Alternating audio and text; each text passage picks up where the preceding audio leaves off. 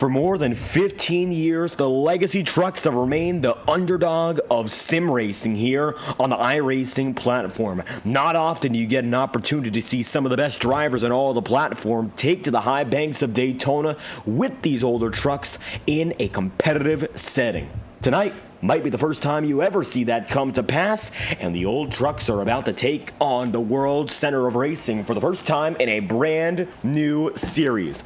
Welcome back to the Prodigy Racing Association, as tonight we make the grand debut of the SimPulse Designs Legacy Truck Series. The virtual Daytona International Speedway will play host to all of tonight's racing, 100 laps and 250 miles. The Prodigy Racing Association is back after a fantastic debut last week, a photo finish which came down to thousandths of a second, in which Thomas Coonan got the victory. Tonight he's looking to go for his first ever points-paying win in the Legacy Truck Series, and we are moments away from figuring out whether or not the driver, that number 68, can get it done once again. A field of 14 has registered for tonight's race, and they're getting set to go in just a few moments' time. It's great to have you all with us once again live on FTN. I'll be your host for all of tonight's coverage. I'm David Kreutz, your commentator and producer. Right now, qualifying is on the move, and we've got, give or take, 6.5 minutes to go. Cameron Albertson finds himself at the top of the charts. And Cameron, with that fast time, a 50.766, according to timing and scoring, that is going to be the quickest time by 38 1/1000ths of a second. Each and every driver gets 2 laps on their own, and it looks like so far, 4 drivers have completed their qualifying run. Trayvon Snyder now going to be on the way to get his first lap done, and Thomas Coonan, who won last week, also on the track. For a lot of other drivers, these guys, of course, they're getting used to it, and they've had the opportunity to have recruitment races. But we saw that final recruitment race in which the drivers of the field were sort of split in regards to their ability. The front half of the field had a fantastic race at Charlotte. Here's a little bit of a summary of what we saw at the Charlotte Motor Speedway. Admittedly, we saw nearly 10 cautions, which was not the best sign for 80 laps. However, we saw 2 long green flag runs, which ended up breaking up into green-white checkered finishes. And Thomas Coonan went toe-to-toe for the victory with Jaden Sanchez, and it came down to the line. Coonan decided to go to the back of the field to start the race after qualifying inside the top 5. He ended up dropping way back and got back to the very front in the final turn. It was a drag race to the line, and Thomas won last week. However, that was not a points-paying race. This is. So an opportunity to succeed tonight when it matters the most. Let's see what Thomas can do with it here. Currently going to be 7th on the qualifying charts. Let's take a ride on board with the number 68.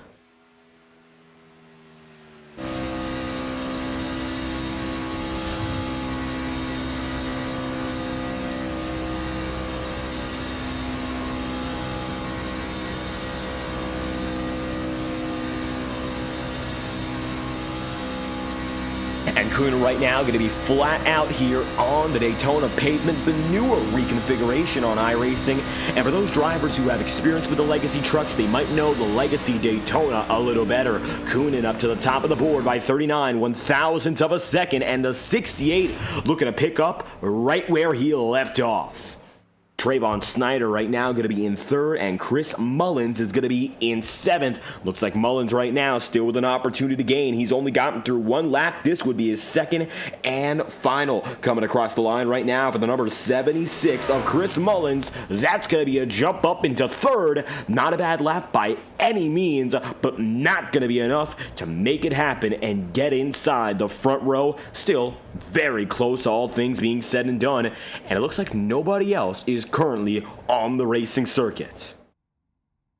9 drivers have taken the time to this point, and we still have 4 minutes to go, waiting on Shannon Milliken, Rodney Roberts, Joey Kuba, Brian Whitcomb, Tyler Ebert, and Cody Johnson, all of which who have not taken time so far. 8 drivers have, and 6 have not. Number 76 of Chris Mullins is in 3rd, 43 thousandths of a second off the top time. And since we have a little bit of time, how's about we talk a little bit more about the Daytona International Speedway here? Well, let's take a look at it from above. The 2.5-mile circuit started racing competition in the late 1950s. Matter of fact, goes all the way back back to 1959. There's a better shot right here, and as you can see it, a massive circuit, and the camera angle doesn't even capture all of it in its full extent. The circuit goes about a mile in terms of its width, and you have Lake Lloyd in the middle. You see that body of water all the way out to the end. There's an infield road circuit where the 24 Hours of Daytona has occurred. We've also seen motocross racing, motorcycles, off-road, rally, and of course stock car racing has been the top circuit for decades here. In 1959, the Daytona 500 came into formation for the first ever time, and that first running was a photo finish. Lee Petty, the eventual winner on that day. Now, the trucks don't have as long a history here at this track, and even though the NASCAR Super Truck Series started in 1995, they first visited this circuit in 2000, which saw a disastrous incident with Jeff Bodine nearly ending his career in a fiery wreck coming out of the start-finish line of the Tri-Oval there. But we've come back every year since, and we've even tried the road course in 2021. Sheldon Creed won that race, but it's been the oval that has stood the test of time and remains on the schedule to this day. Now, with 2 minutes still remaining, it looks like the drivers have decided not to go down a pit road and, of course, not get on pit road to begin with. Qualifying looks to be effectively over, and we're waiting on drivers to finish it off and, of course, get on their way to the main event. Let's talk weather right now, and the air temperature is 79 degrees Fahrenheit. The track temperature, admittedly right now, very mild at only 84 degrees Fahrenheit, so not much of a difference there. Overall, it's been quite the mild track condition all throughout this session. We had 90 minutes of practice, and then from there we moved on to our qualifying session, which we just saw come to a close. These drivers should not have to worry all too much about the conditions throughout the majority of the night. Partly cloudy skies, as you can see right now. We might see the sun set when all is said and done. It's 5:43 p.m. in the simulator right now, so we might get to the point where these drivers have to consider nighttime racing, but at Daytona, that changes very little. So I wouldn't think these drivers are necessarily worried, but that is something to think about here, as we might see our first day-to-night transition race before all is said and done. Now, if you're here with us for the first time and you missed our race at Charlotte, this is a full season of competition, and the first race that we're going to see after this one is going to be down in Richmond, Virginia. PRA Trucks on FTN will return next Friday night at 9:30 p.m. Eastern or 6:30 p.m. Pacific time from the Richmond Raceway, a short track for the second race of the season, and coming off of a huge track much like the one here at Daytona. Going to be a much different style of racing. A change of pace is going to be exciting. We'll see how these drivers handle it come next week. We're going to find out, of course, if they can handle the test here in the high banks. The World Center of Racing, always an exciting track to attend, and right now it looks like far and away Thomas Coonan, he's got himself the pole position. Nobody will challenge him, and Coonan will set the top time. Pole goes to the number 68, Thomas Coonan, on the top of the starting grid.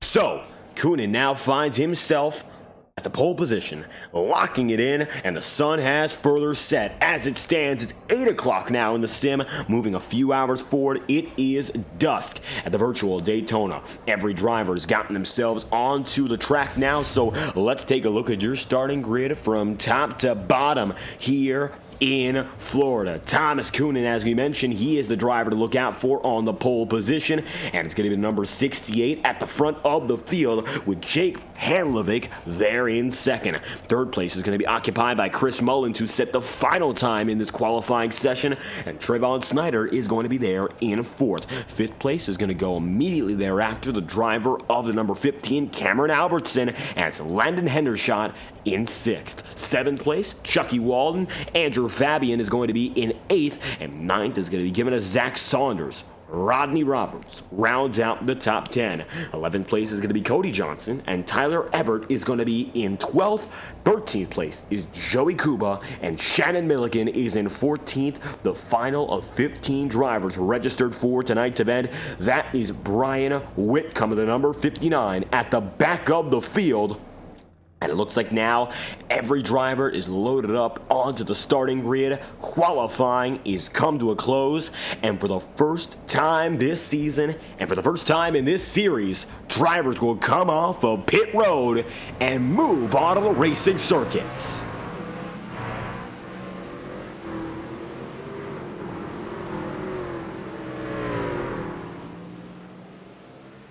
And what a moment this is. Drivers getting this opportunity here with the Legacy trucks, and it's a glowing Daytona International Speedway. This circuit, it is bright. These drivers are going to have a yellow sky to work with for the opening hour of this race, and Thomas Coonan right now knowing the opportunity is ahead of him here to maybe go for his first ever win in the first ever race. And a landmark race it is here for the Prodigy Racing Association, bringing the Legacy trucks back to life. Very rarely we see these trucks come aboard, of course, on any broadcasting network, and we at FTN are proud to bring this coverage to you. So if you enjoy what you're seeing, make sure to leave a like on the stream and subscribe to the channel for unlimited chat room access. We'd love to talk to you guys all night long about what we're seeing here on the racetrack, because I am certain we're going to see an exciting race, which is going to begin in just a moment's time.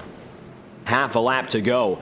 Coonan down to the bottom, and Jake Handlovic is going to be there up top. Your front row veterans here in PRA, and they're looking to give it another chance for victory.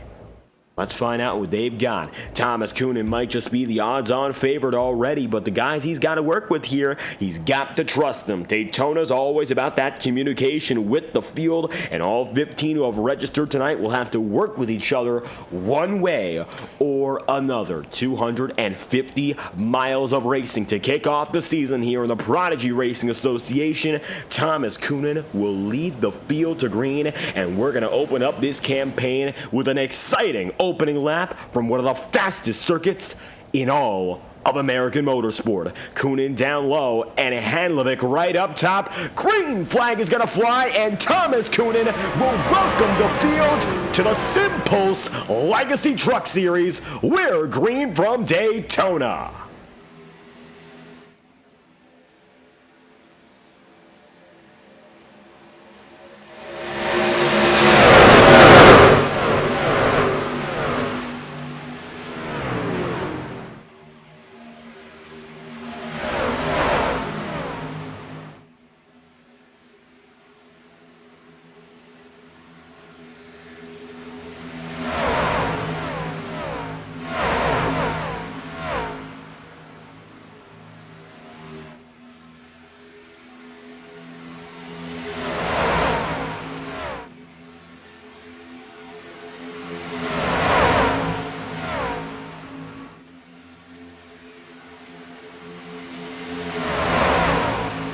The line, Thomas Coonan going to lead the field, and through 1 and 2 it stays the same. Majority of the field is in this big pack right now, and it looks like double file is going to be the dominant form of putting these drivers together. Don't expect all too much in regards to that aggression to open up the night. We've got 100 laps on the table, and in all honesty, I'm not anticipating all these drivers to go all out for the first 50, 60, or even 70 if they're racing wisely.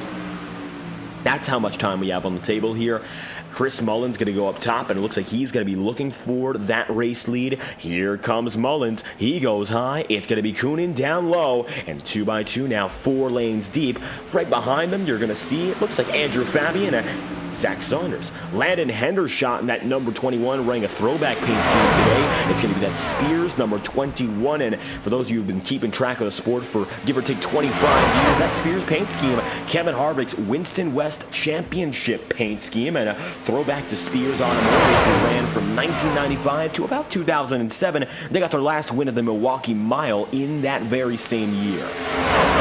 James Honk in the chat room, thank you for stopping by. This is not going to be Forza 5. This is iRacing, and if you want some more information, we've left that in the description here. iRacing Motorsports Simulations, which is a PC-only platform. Thomas Coonan right now leads the way over Cameron Albertson, and as it stands, it looks like the drivers up front are comfortable and calm. Don't expect all too much of these drivers right now in regards to racing aggressively, and they're going to stay in formation. So let's talk a little bit more about these trucks in particular. Scanned in 2008, the first ever piece of NASCAR content on iRacing were these legacy trucks. As a matter of fact, they were first found in the developer files in June of 2008 and were implemented in about 2009 after the Daytona update and after the public launch of the iRacing platform. They've been there ever since, and more or less, they have not been adjusted at all. They look the exact same. They have the same stickers on them.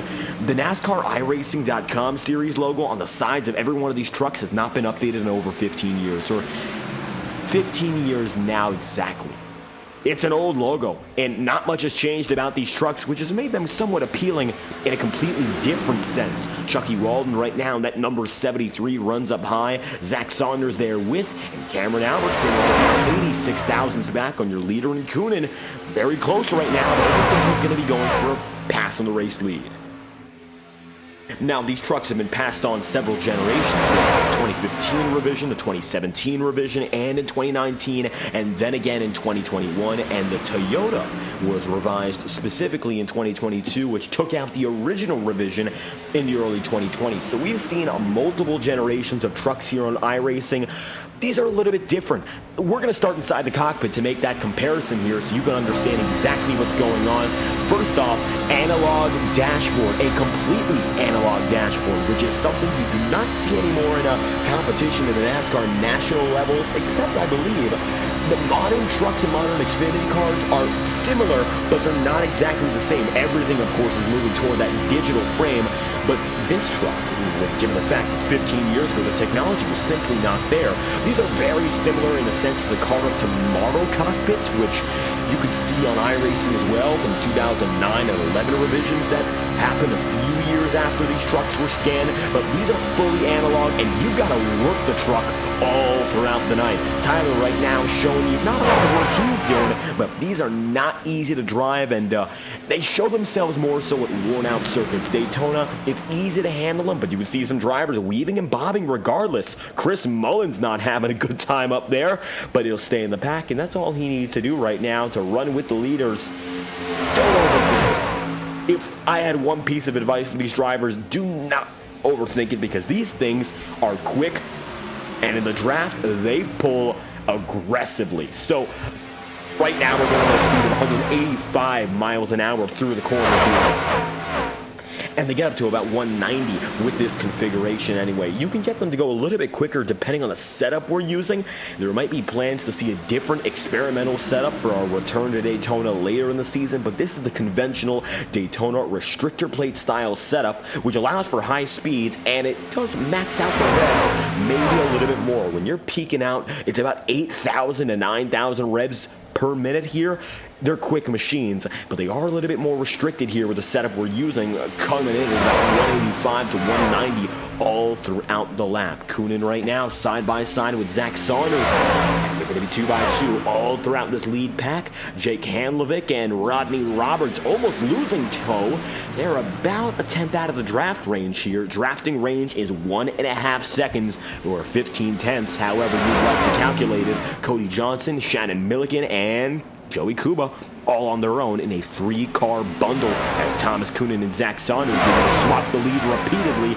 That's only because they're side by side with one another, and they have remained alongside each other indeed.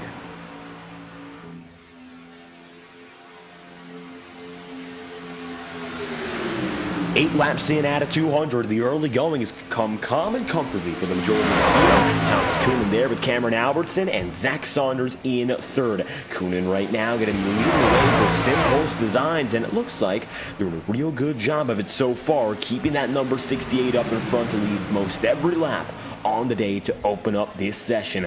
And Coonan, well, we saw how good he was last week, but it sometimes takes a different level of skill to translate it over here to the restrictor plate tracks like Daytona or Talladega. We're working with a restrictor plate here in his truck because it's 2008 regulations.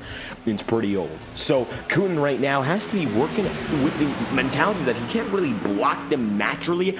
He does have an engine that's being towed right back to the field behind him. There is no way he can get away unless he gets very lucky here, which I doubt he will with the way these drivers are going at each other. I think they're in a mindset where you just want to go long, you want to get these laps out of the way, and you want to figure out another thing, the pit road strategy tonight. I believe the pit road calls are going to be 2 or 3 at the very most. We do not have a limitation on how many times you have to come down to pit road. We don't have a limit on the fuel cells. However, we have 5 sets of tires available to you in this race, and that includes the one you're working with right now. So 4 sets are going to be in pit road. Don't think that's going to really come into play tonight. This is Daytona, not a high-wearing track.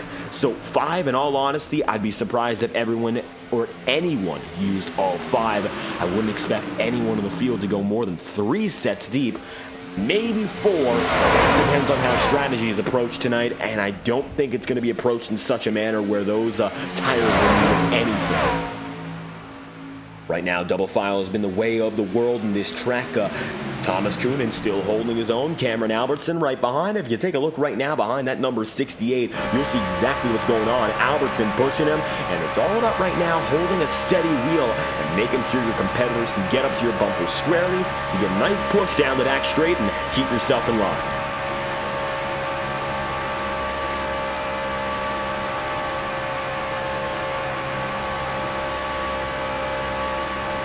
Thinking about the bigger picture, I'm sure every driver is. Cameron Albertson's had a few opportunities where he can slide up to the high side of the track and just decide to take that race lead for his own. Now, one of the reasons he's not doing that is simply because of aggression. We're 12 laps into this race. There's no reason to go for it so quickly. But you know what I also think? I think right now it also comes down to trust. Communication and trust is a big deal at Daytona, and many will describe this track as sort of of course, a game of chess playing at about 200 miles an hour.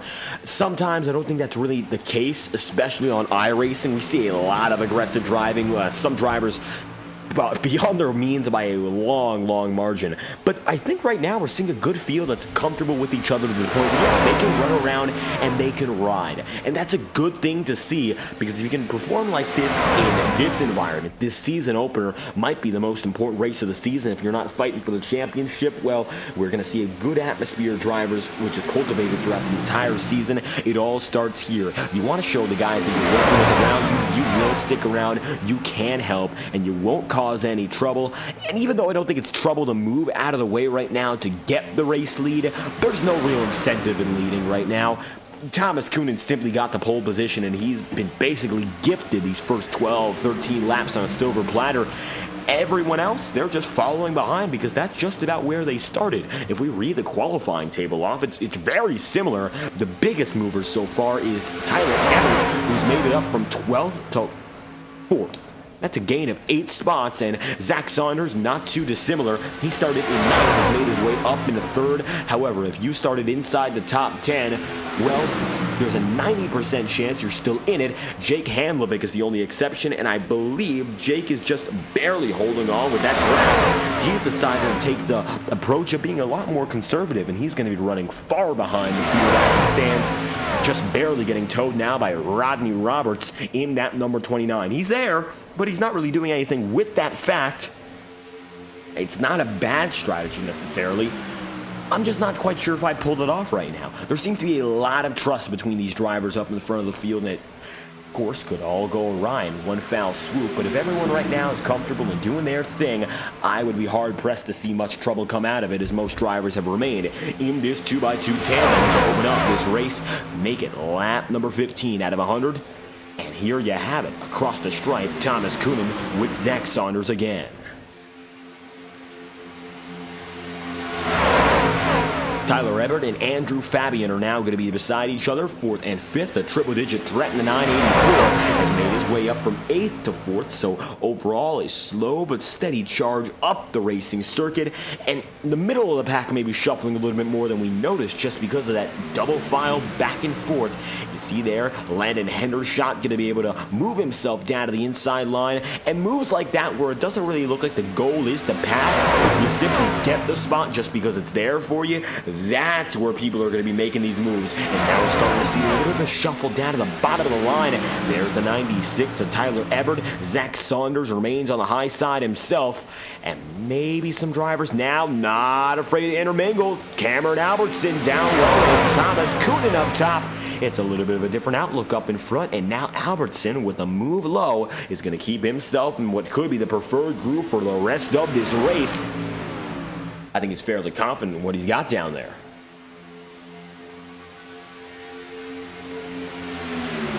and for good reason. As it stands, Thomas Coonan going to find himself up on the high side, but maybe not a lot of help. As you can see, the numbers are not in his favor. Simply less drivers on that high groove, and it's not going to be easy to hold off, especially if that side draft force comes into play in the favor of the guys on the inside line. But Thomas Coonan has a lot of confidence in this truck, which is going to help himself out and help the guys he's got around him. He looks to be one of the steadiest trucks on the track, and right now you can see Cameron Albertson dissipating, falling back once again. All the while, Thomas Coonan seems to be holding that steady wheel, and everyone else has been able to help him out immensely in regards to keeping the outside line on top. Thomas Coonan is a part-time competitor in the Iora Cup Series, so he's raced against some of the better drivers on the iRacing platform regardless of discipline.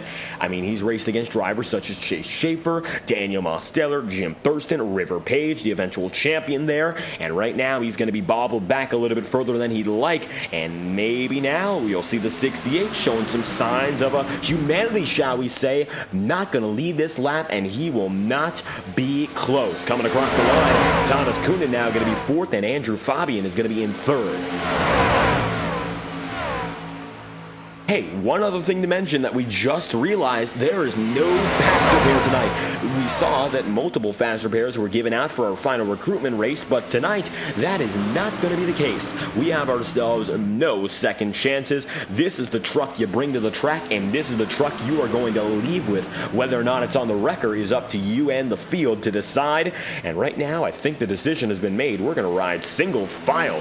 Now, coming at a lap 18 and a 19, it's going to be one by one, and seeing the conga line form is going to be something we don't often see drivers decide to do here on the sim racing platforms, regardless of the platform.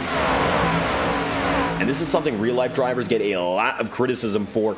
The first major example I remember as a fan is the 2021 Daytona 500, which we saw that big one early in the day, and then we had a huge rain delay, which ended up sending up to about 8 Eastern, 8 p.m. that is, and when we got back racing, so we were already just about at the point we are right now in the sim. The sun was setting, the lights were dimmer, and at that point, we had to get back on the way with the race regardless of what occurred. So, 2021, you know what it ended up being? It ended up being everyone riding around for the better half of that race. Maybe the worst half, shall we say, because from that point on, that first big one, it was almost 100% single file, and so many fans ever since have noticed that at plate races like Talladega and Daytona, these drivers are more content now running at about 175 and then wrecking later than really putting on much of a good race. The controversy this year has been that sometimes at Talladega you see lap speeds down to 175 miles an hour, which even when these tracks were brand new, I mean 1959 for Daytona, 1969 for Talladega, that would not have been a fast lap, not in the slightest. I mean, at that point, you gotta wonder what these drivers are doing here. Daytona speeds, of course, have gone up year after year. Let's talk about the speeds historically here in the Truck Series. The 2008 trucks we're modeling right now, so 2008 Daytona trucks.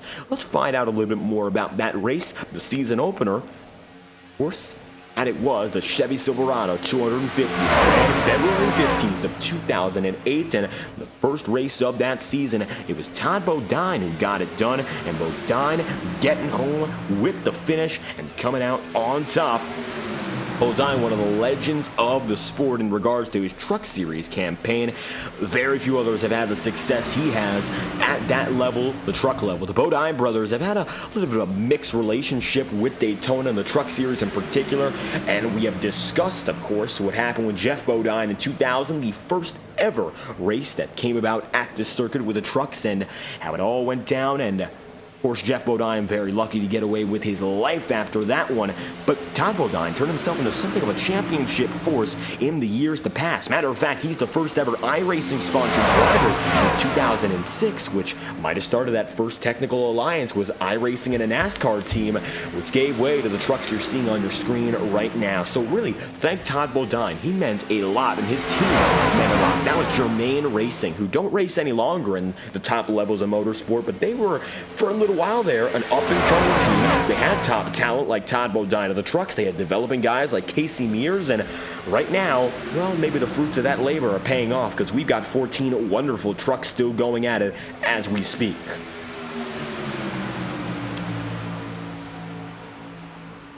And 2 drivers going to be collected, multiple cars involved. It's going to be the first caution of the season, and that it is. Yellow flag is out for Chucky Walden and Rodney Roberts. Caution will fly 22 laps in, and we've got ourselves our first incident. Roberts, Jake Hanlovic, Trayvon Snyder, and Chucky Walden. That's going to be the end of Snyder's day, I believe, and we've got ourselves an incident. Let's take a look at what just happened.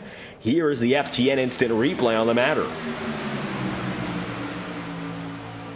And it looks like the 76 came right down, and that was, of course, Chris Mullins. Mullins down to the Snyder, then Chucky Walden gets involved. Rodney Roberts slow, but makes it out. It looks like Walden and Snyder are going to get the worst of it. You see Walden is beat up on the back end, and Trayvon Snyder does not have a front to speak of.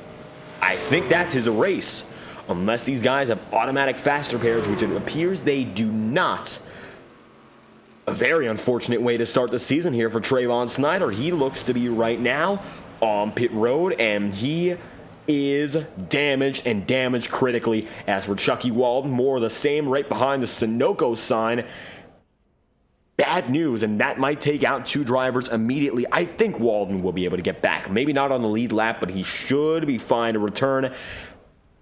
Trayvon Snyder's night might be done before it really started here. 23 laps in out of 100, and the yellow flag is out for the first time tonight.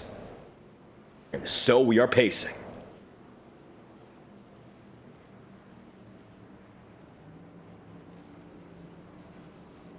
So now with pit road getting active for the first time tonight, it'll be Tyler Ebert who leads the field down and in. You might notice that the driver like Thomas Coonan, who was inside of the top 5, of course remains there, but he's no longer the leader, coming in 4th. Now pit road going to get busy at the quarter mark. We've got ourselves coming in for the end of the first 4th, and pit road's exit going to be exciting to watch. Let's see who makes it out first. Coming out at the line, it looks like now one driver going to be on the move with speed, Tyler Ebert. Ebert's out first, and due to follow him is then going to be Andrew Fabian and Thomas Coonan 3rd. Then at the line looks to be Cameron Albertson and Zach Saunders, and Jake Hanlovic comes out right in front of Landon Hendershot. Now on the way, it's going to be the remainder of the field, but Tyler Ebert is going to grab that race lead, and now finding himself there 24 laps in out of 100. Not a bad place to be in the slightest right now for the number 96, and Andrew Fabian is in 2nd with Thomas Coonan, position number 3. So with that being said, we find ourselves now on the way after our first caution. Let's talk about qualifying times here. We're going to bring it up just before we got that yellow flag.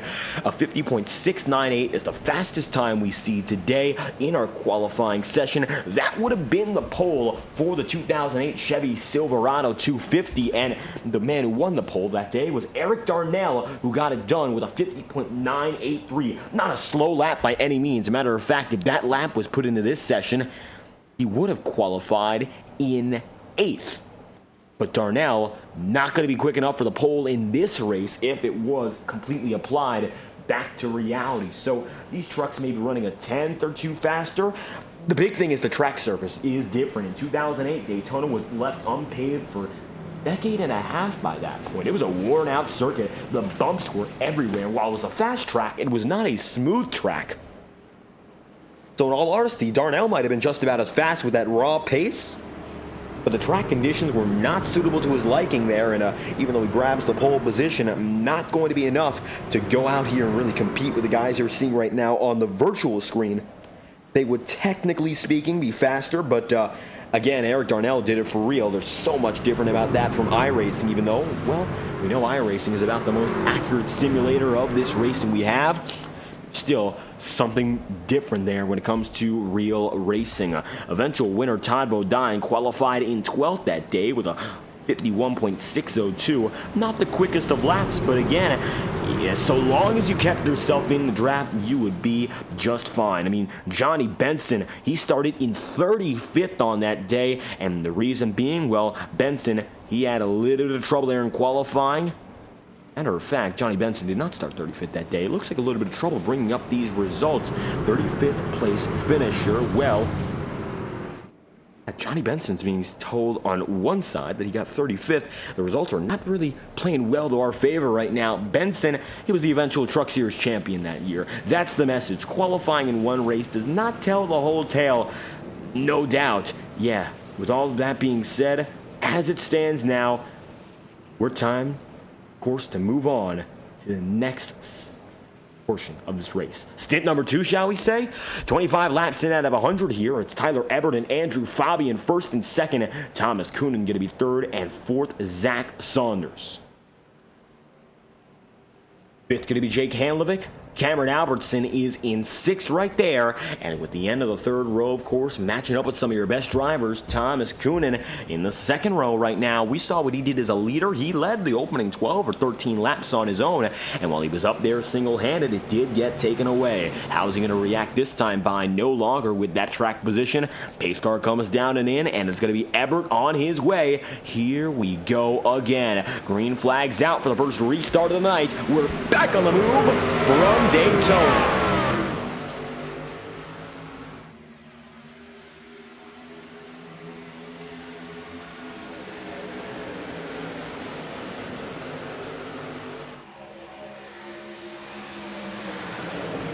Tyler Ebert right now going to lead the way in a single file pack, and admittedly I think that caution came about as a result of drivers trying to go single file.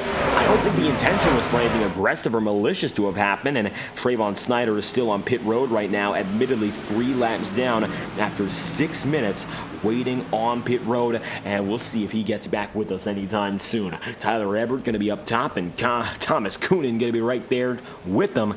Both drivers right now running neck and neck as they're going to come through. The main pack of 6 has gotten on its way. Cameron Albertson going to be right there. Shannon Milliken going to be 7th, and Jake Hanley is in 8th. Cody Johnson and Joey Kuba are 9th and 10th, and fall back a little bit more as Christopher Mullins in number 76 now puts himself in the fights. Mullins now going to be on the move in the middle of this pack.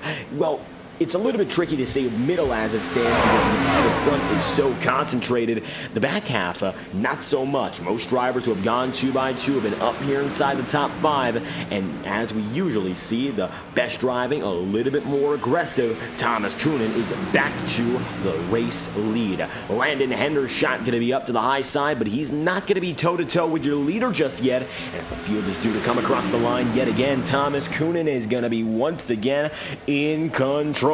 How about that number 68, Coonan, back up in front.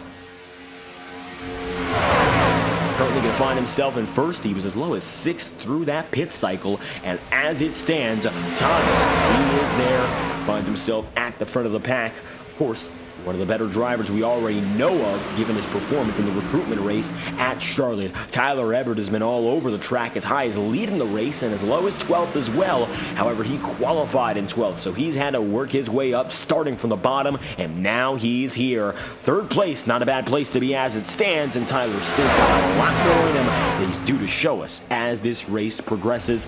I highly doubt these drivers are necessarily giving it their all. It's very challenging to say that, though, because you know they're putting in the effort, no doubt, but right now that aggression level is still quite low. Thomas Coonan going to be to the bottom side, and holding himself right there is exactly what he needs to do.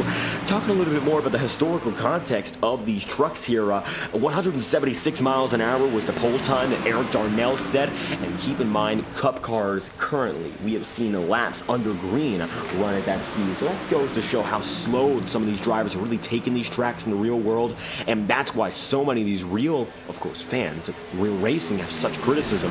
Here in the virtual world, once again, trying to go single file, but I don't think it's going to really last for long. Maybe you'll see it for a lap or two, but I don't think these drivers really like lying around, like laying back like that. It's not very entertaining inside the cockpit, and I guess that's one of the things that's a little bit disconnected from real racing. If you're on the sim, you can handle, for the most part anyway, just about everything that's thrown at you, so long as the other drivers around you can handle it. It's not too overstimulating. It should be just fine, as long as you got yourself under control by the time you're inside the cockpit. Now we're going to see him go double file again. Looks like now, Up top, Zach Saunders is going to be there with the 21 of Landon Hendershot. Very small alliance up on the high side here. How about we take a lap on board with Hendershot and see what's going on as he tries to work on the high side alone, maybe trying to make something happen to get up to the lead. We're going to watch for a lap right now as they come up to lap number 31.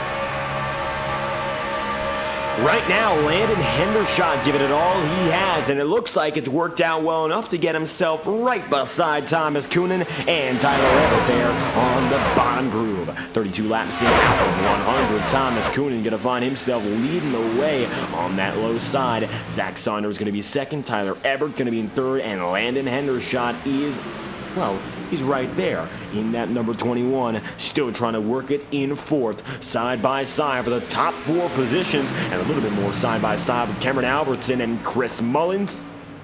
Overall, most drivers have put themselves back on the way, running single file and becoming more and more patient as these laps progress. Chucky Walden's also running with us. He's 3 laps down as it stands and looks to be all on his own. Unfortunately, Walden's got that crumpled up backside, and I don't believe he's necessarily running too slow. We're going to find out right now, though, because he just came off a pit road, it looks like. So coming back this time by, he's running at a speed of about 171 miles an hour on his own, so about 10 miles an hour off. However, the difference is going to become clearer as the lead pack is coming right up to him. Zach Saunders up and ahead. Landon Hendershot going to be second, and Thomas Coonan there in third. Looking low for Coonan. He's got himself right there to the bottom side, and it's going to be neck and neck all over again with those side draft forces coming in once more.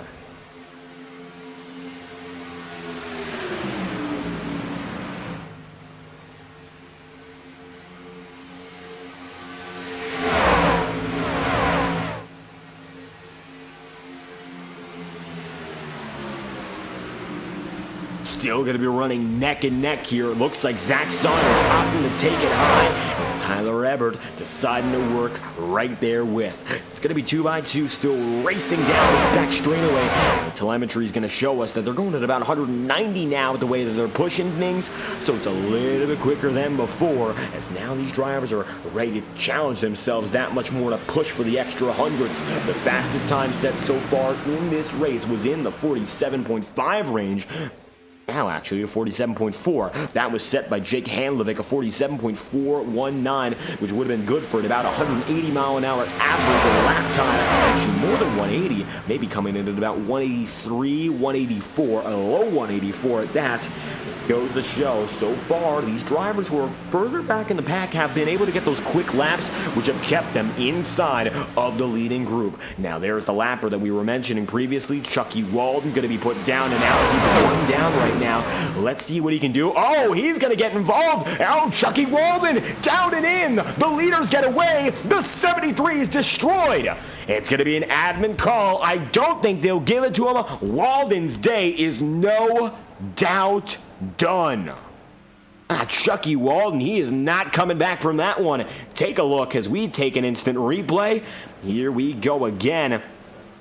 Up high, it's going to be Chucky Walden here, and it looks like as he comes down the back straightaway here, a little bit of contact maybe with Chris Mullins, then into the number 17, and then he looks like he loses it on his own. Was he loose to begin with? It didn't look like he was. Let's take a look back here. Maybe there's a little more handwork that we missed. And Chucky Walden going to face some troubles. The leaders were coming up on him, and now you see them all fly by him so quickly here. And that didn't seem to be trouble. Then we look at the front-facing camera here, and you can see, yeah, maybe a little bit of contact with the 76. He looks straight, though. Well, he was. And then he ends up slamming into the inside barrier. No caution, though, because Chucky's going to end his day on the wrecker. The motor is gone, and it's no coming back. So he's going to end up finishing potentially in 13th, maybe dead last in 14th, though, if Trevor ever gets back on the way. Doesn't look like he will, though. Trayvon Snyder is in 14th, 14 laps down, and 13th for Chucky Walden. Well, he is in 6 laps down territory now, as the field remained on their way. No trouble since that first caution, and now 37 laps in, Zach Saunders finds himself the leader, and he's getting pushed down by the number 21 of Landon Hendershot. Hendershot going to find himself right up top, and low is Thomas Coonan. Both drivers right now have been dominant in their respective lanes, and overall it seems right now it's going to be that stalemate, a dead even process that's going to go back and forth for the majority of the night. And now the sun is nearly fully set.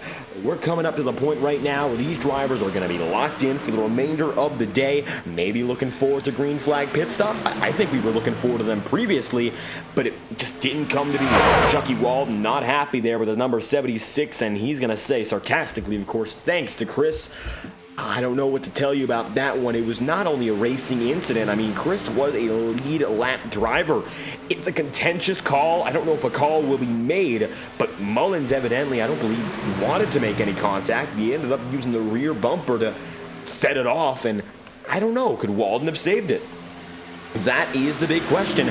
I didn't think it was major contact, but again, the admins will have to review the footage and they'll go over it again. However, in case Chucky Walden's day is effectively done, and he's going to be sitting on pit road as Trayvon Snyder has indeed gotten back on the track. 15 laps down, he will not finish last so long as he gets himself out there for 8 more laps and runs until about lap number 50. Chris Mullins remains right there in 7th. It's going to be Cameron Albertson in 6th and Andrew Fabian there in 5th. Tyler Everett's going to be side by side with Thomas Coonan. That is the battle right now for 3rd. Landon Hendershot is going to be 2nd, and Zach Saunders will lead the way. Still neck and neck, groove to groove. Tyler Everett maybe. Oh, they're beating and banging. And Coonan's going to feel it right up top there for Thomas Coonan. And he's going to end up being pushed a little bit too high. Tyler Everett there decides to give him an old shove and move that number 96 machine into 3rd.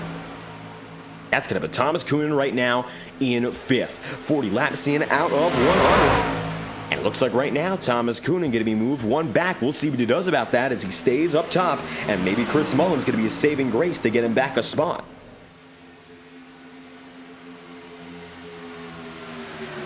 96 machine right now. Tyler Everett going to be right behind Landon Hendershot, looking for the opportunity right now to make a pass and get anything out of it here. Looks like he won't have to worry all too much about Coonan, but they've once again found each other. And it looks like they're running very, very close. This is just risky racing so early. I don't think I like the looks of it. In all honesty, I think all these drivers would prefer to keep it green, so don't tempt fate. I think right now that's exactly what they're doing, and that's going to lead to a problem, of course, if push comes to shove. Right now for the drivers, I don't believe it will, so long as they just keep their heads on them and don't end up losing them on the way. Chucky Walden going to be now 10 laps down as we're watching the battle for 13th on our timing screen.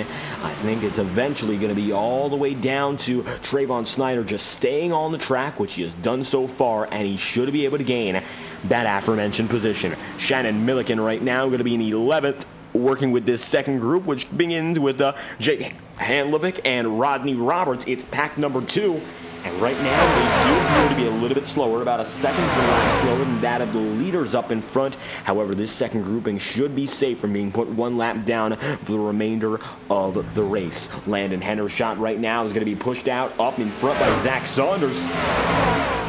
And you can see now, Zach finds himself the lone leader, single file up in front, coming up another lapper. That is Trayvon Snyder. That's what's left of his team anyway. And right now, that number 74 crew going to be pushed all the way out. No contact this time by.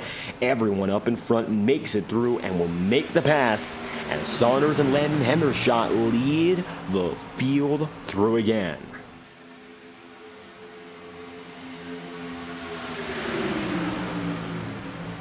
Overall, it's been a quite impressive field from the front of the field onto the back, of course. These drivers have been pushing each other to wit's end, but I think they've been doing it so in a respectful manner. I mean, you got to imagine going 190 miles an hour is not easy, even if you aren't as aggressive as you'd like to be, and seeing these moves back and forth, trying to make passes and trying to do them at the right time, well, that's even more challenging, of course, knowing how much time does remain. If you're still in it right now, you realistically still have a chance for the victory. You could be starting dead in the back, and you could make it up there. That's one thing about Daytona and these trucks that always comes to be true. You can be all the way at the tail end of the field and eventually make your way back up there like it is nothing, and you could be leading on that final lap. You could be leading out of that final turn. It does not matter.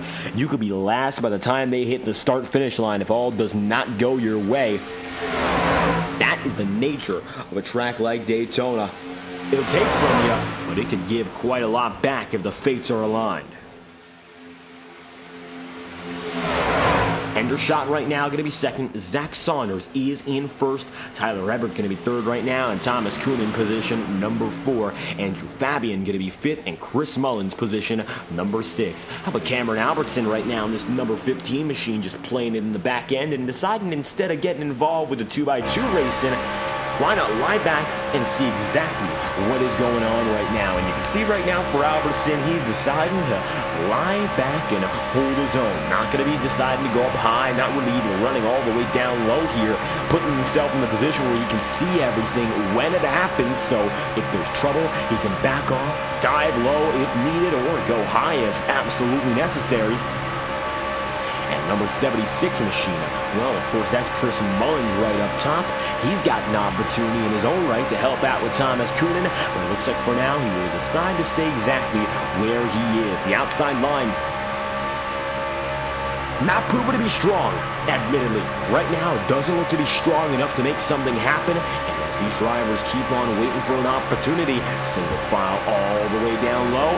Looks like right now Albertson going to be lying back, but it's still enough for him to be quicker right now than Mullins and Kuhn all the same. And that inside line, it is now in full control of the momentum in this field. There you have it. Zach Saunders is your new race leader, and he's up on the way, 46 laps in, out of 100. Landon Hendershot looking low again. He's got himself down to the bottom side looking for the race lead. And here we go now with that number 21. Hendershot's got it, and it's going to be 3 wide now with Zach Saunders up top. Zach's just going to have to make sure he stays calm here. It looks like he's going to let everything happen, and he slots back into the tail end of the field with minimal problem. He's now going to be there in 7th. It's a 7-car pack at the front of the field. And Zach Saunders, who was leading there for the past 15 laps, is going to take that with grace and drop back without any hesitation. He knows it's a lot more important than, of course, having the lead right now. The race from here, it is long-term. Think about it being long-term. These drivers understand that, and they're going to race with that mentality. Zach Saunders understanding the fact that it's better right now just to be patient and hold on until the checkered flag falls. As it stands, though, it looks like it's going to be 47 laps in out of 100, and these drivers are still going to be opportunistic. Although right now the opportunity in hand, single file racing as we come closer and closer to the halfway marker. 1 caution so far, and otherwise it has been all clean and all green to kick off the SimPulse Legacy Truck Series here at the virtual Daytona International Speedway.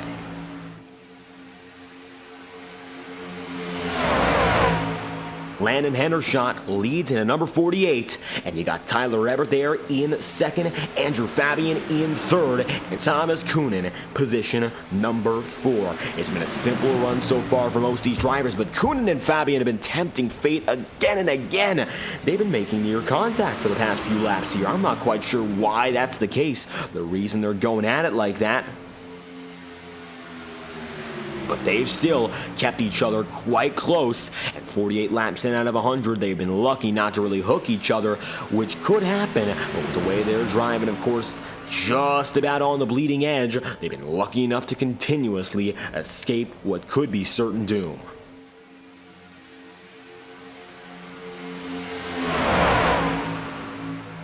As as it stands, it looks like one lap away from the halfway marker. We'll see who gets that halfway lead. No bonus points on the table, admittedly, it appears, so these drivers might not have the biggest of incentives to go for it, but they're going to be given a chance, of course, to go for those bragging rights and make it to the end of the first half of the first race. We have made it now almost there to the 50% marker, and these drivers who are up in front have held themselves better than anyone else. The classes of the field, well, they've separated themselves, and you're looking at the top class right now. Thomas Coonan up high, and Chris Mullins down low. No longer. The 76 decides to stick it up there with them.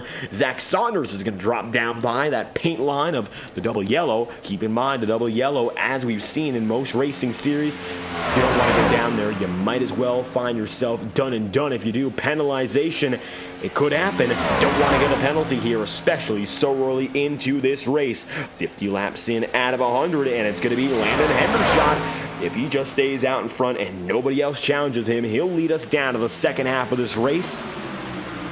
And as he does so, there will be a total of only 50 laps to go here in Daytona. Going through turns 3 and 4, leading pack is entirely single file now as they all come together again. They've been pushing their luck early, but it looks like right now lying back once more in anticipation of what could be your first green flag pit cycle of the day. Hendershot leads down to the halfway marker. We've got ourselves now 50 laps to go. Let's take a look at your top 10 as we come past the halfway marker. Landon Hendershot will lead from Tyler Everett there in second. It'll be Thomas Coonan third and Chris Mullins position number 4. Andrew Fabian's going to be 5th with Cameron Albertson 6th, and Zach Saunders is 7th with Rodney Roberts 8th, Jake Hanlevig in 9th, and Cody Johnson position number 10. Before we get the rest of this racing on the way, make sure to check out iRacing.com after tonight's broadcast is over. The world's leading online racing simulator with over 100 cars and tracks to try out. The reason, of course, right now that most real racing series, NASCAR, Indycar, IMSA, the World of Outlaws have all seen their professional drivers turn to iRacing as a use case for not only professional practice, but also some fun.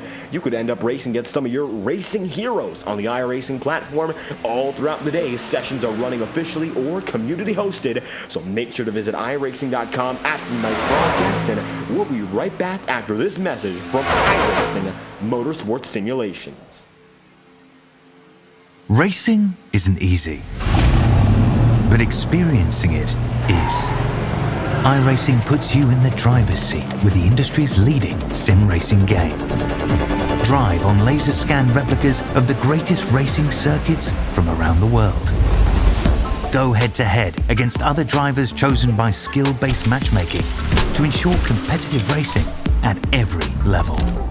Compete across all your favorite series in officially licensed cars engineered to deliver the most accurate driving experience possible.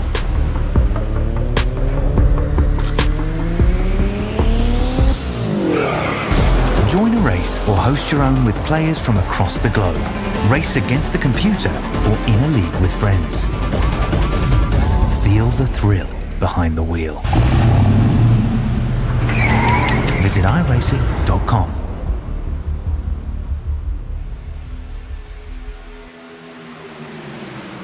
48 laps remaining. And right now, Landon Hendershot, as we mentioned, is the man who leads the way and has kept himself up here now for about the past 10 laps, looking to sit pretty for the rest of the way. Of course, if all were to go in his favor. Welcome back live on FTN. You're watching coverage of the SimPulse Designs 250 here from the virtual Daytona International Speedway. I'm your host, David Kreutz, and we welcome you back live on FTN.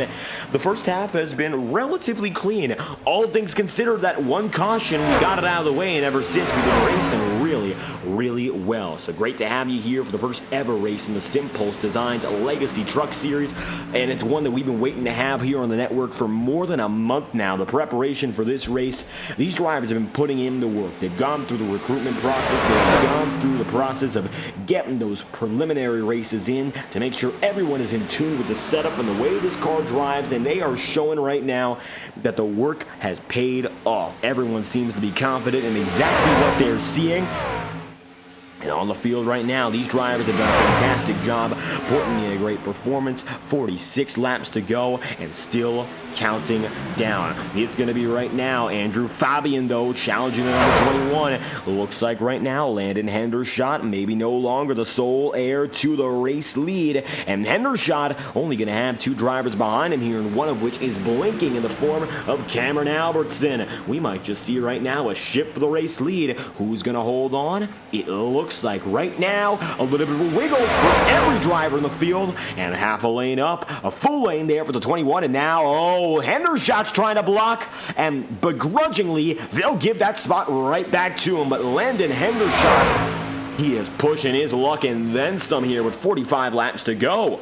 I don't know how I'm going to feel about this one. Of course, I don't want to see a yellow flag out of it personally, but the drivers, of course, depends on how they feel. Right now, it looks like they put themselves in a good position, remaining 2 by 2, and hoping to stay that way maybe until the very end. Hendershot going to get back in line, so that's going to be just fine. As it stands, Andrew Fabian going to be leading the way, and Tyler Ebert right there in 3rd, Zach Saunders in 4th, Cameron Albertson going to be 5th, and you can see right now Thomas Kuhn in 6th, Chris Mullins position number 7, Rodney Roberts right now in 8th, and right now the man who bookends this field again, Chris Mullins. Take a ride on board right now to the 76, and you'll see what he's seeing with the best view in the house.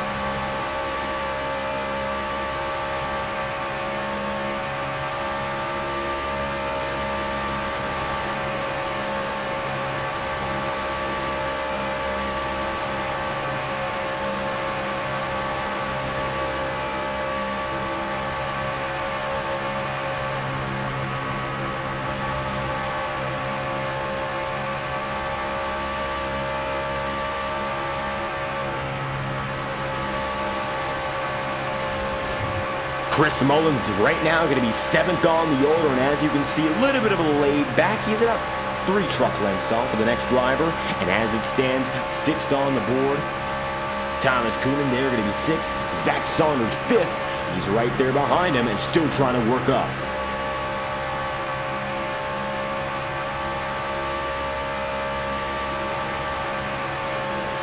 Staying right now in the tow without being fully aggressive. As it stands, I think that's the best thing that Chris can do. Right now, it's worked out quite well. He was involved, admittedly, in our most recent incident. However, very minor involvement there with Chucky Walden. And to this point, I think these drivers know it's all about keeping yourself in till the very end. 43 laps to go, and we're starting to see more of that single-file nature come into play. 34 laps into this stint. Within the next 5 or 10 laps, expect to see drivers coming down into pit road. It's going to be green flag pit stops for the first time in this season. And I doubt these drivers right now have anything that's going to hinder them, especially if this is the attitude they're going to take, which isn't a bad thing, because green flag pit stops, those are going to separate the best of the drivers from those who might not be able to cut it all throughout in the season. Oh, now, Richmond Raceway is up next, and we previously mentioned that if you want to stay with us here in this season, our next race will be in Virginia, Richmond Raceway. It's an exciting track, but it also tends to be one where if you get in a real good groove, you can keep it green all night long. So practicing green flag pit stops at a track where, in all honesty, Daytona is one of the harder ones to come down pit road because you're wailing in at a speed of 180 miles an hour through turn 3, and by the time you get out of turn 4, you got to be slamming the gears and putting the brake down, trying to jam it all the way in to get down to about 60 miles an hour. That is not any small feat by any means. To land a Hendershot, in all honesty, with Tyler Ebert there, well, I think both of them know going in on their own accord wouldn't be too hard. But the rest of the field here, if you are in the middle of that train, sandwiched amidst all the other drivers, as it stands, looks like right now, Landon Hendershot and Tyler Ebert have the best opportunity to come down to pit road. The rest of the field, of course, well, we'll see what they do. Fabian, Saunders, Kuhn, Mullins right now, who are the back half of this grouping. They got an opportunity, but we'll see if they decide to go for the undercut or if they try to run it long. I don't think fuel savings has been a priority either. This is Daytona, after all. The odds right now that fuel saving comes back into play, it's especially unlikely. The magic number is 2:39 to go, and these drivers have already gone 37 laps on their stint, so they're going to make it on the next pit stop no matter what happens. It's simply the way they've been driving that's gotten them to that point. So the next pit stop will get them to the end of this race, no matter when they decide to come down for it. It's going to be a very basic race in regards to the strategy there. 2 pit stop strategy, 1 under caution, and then immediately after that, we go for that green flag run we've been seeing to this point. Then we'll see a pit stop under green, and that could be it, so long as these drivers hold their own.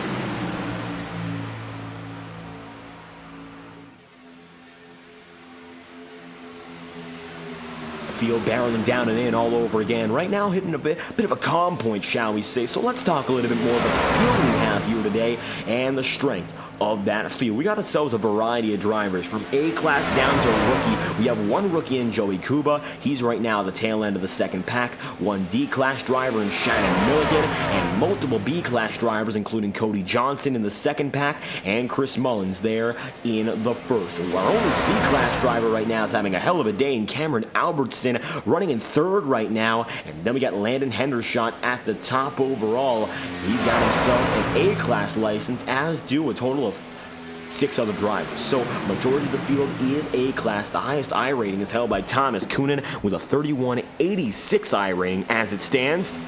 He's got himself right now maybe the advantage in terms of the numbers, and of course he got the pole position, led the early laps.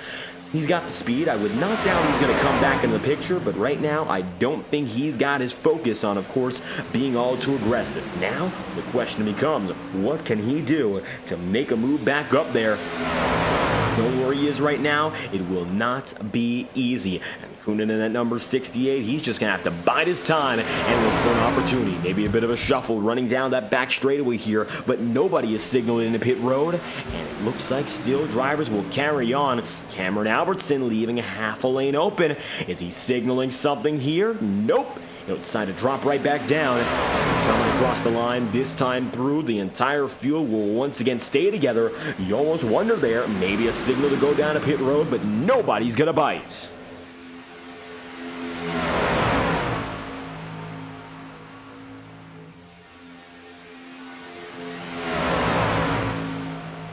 Landon Hendershot, Tyler Ebert, and Cameron Albertson, the 1, 2, 3 crew, who find themselves now holding the field in their clutches. Well, it looks like right now, talking about laps led, a few drivers have had the most of which, and let's start, of course, with a driver, the number 21, Landon Hendershot, who has now led 17 of 63.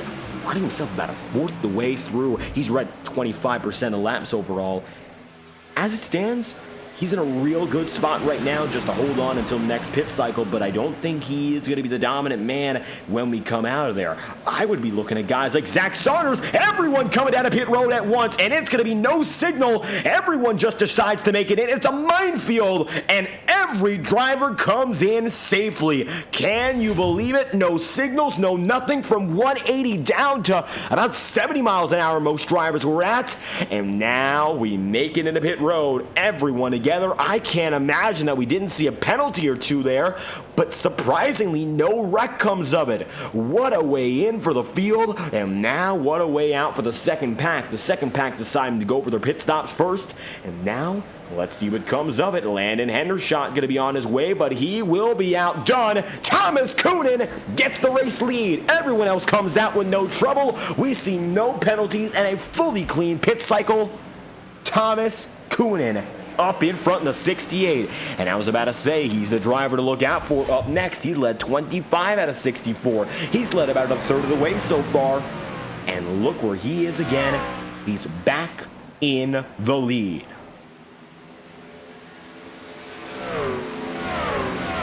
Right now, we're going to see a little bit of a shuffle up as drivers get themselves on the way. Thomas Coonan going to be out there with a fantastic run through pit road, and that's exactly what he needed to get those spots back. And we were wondering if anyone would go for that undercut. All honesty, it's a very surprising call for every driver in the field to go down to the exact same lap. Nevertheless, Zach Saunders also going to benefit. That moves him back up into second. And as such, coming across the line, Thomas Coonan, your new race leader. Talk about a resurgence here for the number 68, but it looks like everyone going up high to work away from him. And Zach Saunders will go up to the race lead and will bring Landon Hendershot with them. And Tyler Everett is going to try to get away here from Thomas Coonan. Third place, though, is still held with the number 68 for as long as he can fight for it. And here we have it, neck and neck, toe-to-toe. The 99 going to be up in front, and Landon Hendershot there right with Thomas Coonan back in third. Now looks to be a 5-driver field up at the front. Andrew Fabian going to be 6th, and Chris Mullins in 7th. They're now going to be on their own, and of course, in a distant battle, Jake Handlovic with Rodney Roberts and Cody Johnson with Shannon Milliken. We've only got ourselves at final 5 up in front. This is going to become dicey now. Very few drivers, a select few at the front of the field with a chance to go for the race win. We'll see how they approach it from here.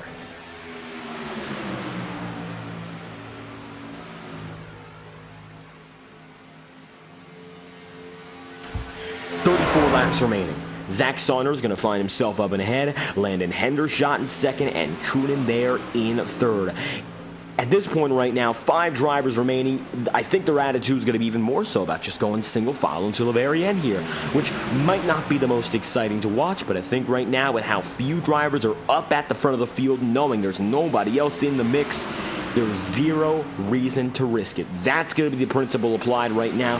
Don't risk what you have. Just try to hold it out. This could be a free top 5 to start the season, which, of course, with a buffer in point standings, it's going to be a tremendous advantage to have by the time you come down to the end of the regular season.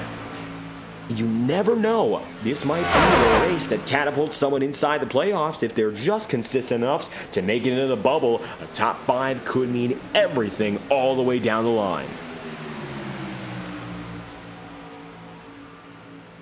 Zach Saunders right now going to lead the way with Hendershot there 2nd. 3rd place, Thomas Coonan, and it is going to be Cameron Albertson in 4th. Cameron having a few internet troubles right now, so take a look off the back bumper of Thomas Coonan as he tries to work right now with that number 15.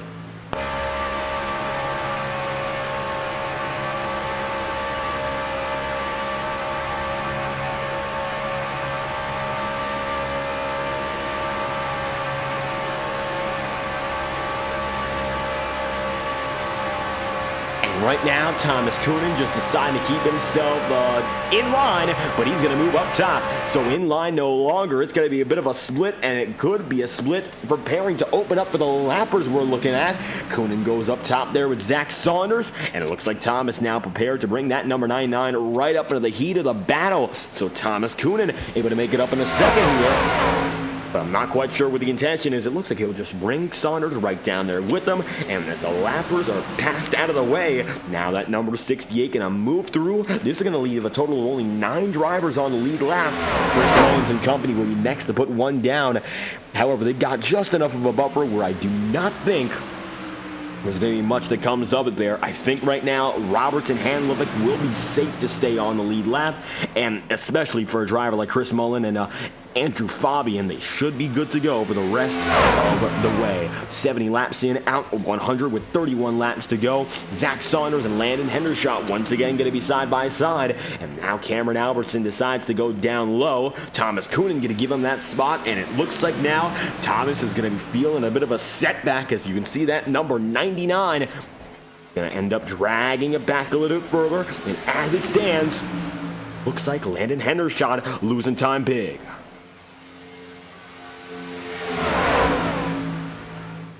Hendershot now 70 thousandths of a second further on back from Cameron Albertson. He gets that lead for the first time in these past 2 laps here, at least to himself. It's been side by side for the past couple, but now Hendershot in control again. Let's see if he tries to work with the multiple lanes here. He even tries to go for some double blocking.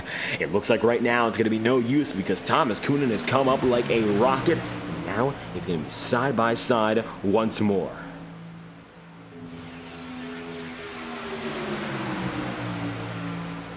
few of these drivers, as it stands, are going to be making their way around, understanding, of course, they've got themselves a chance for the lead. I don't know how the other drivers in the field will be feeling, though, because we have ourselves a few other packs that we're coming up with. And right now, the lead pack might look a little bigger. The reason being, we got Cody Johnson and Shannon Middleton now trailing it, and they're watching aboard. Maybe they're hoping for a yellow flag above all else, because right now, with that one, they're not going to be able to get back on the lead lap, and they would not be able to get themselves in the winning fight, which of course is the end goal here at Daytona. With 29 laps to go and time diminishing, their chances to get back up there are becoming admittedly slim to none.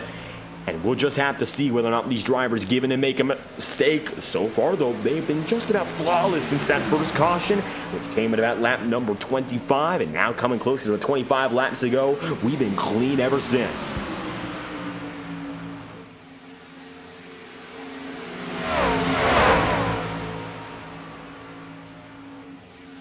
And that clean racing is going to persist now into lap number 73.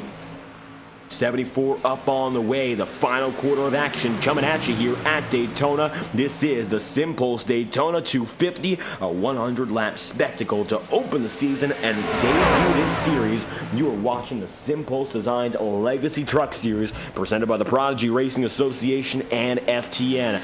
Right now, it comes down to your final 5 who have made it all the way to this point, and now it's going to be those 5 who joust for the race victory until the night is over. So if you're enjoying what you're seeing, make sure to leave a like on the stream, subscribe to the channel, give us some love here in the chat room. If you have a favorite driver you'd like to root for, well, we'd love to hear that as well. So stick around, and if you've got a driver you're liking here, like Hendershot in the 21, Zach Saunders in the black number 99, the Flames for the 15 of Cameron Albertson, or maybe someone like Thomas Coonan or Tyler Ebert, or maybe some of those drivers in the second pack. If you know them, make sure to let us know. We'd love to hear some shout outs to end this night off. 27 laps to go, and right now Landon Hendershot's gonna find himself dead heat with Zach Saunders.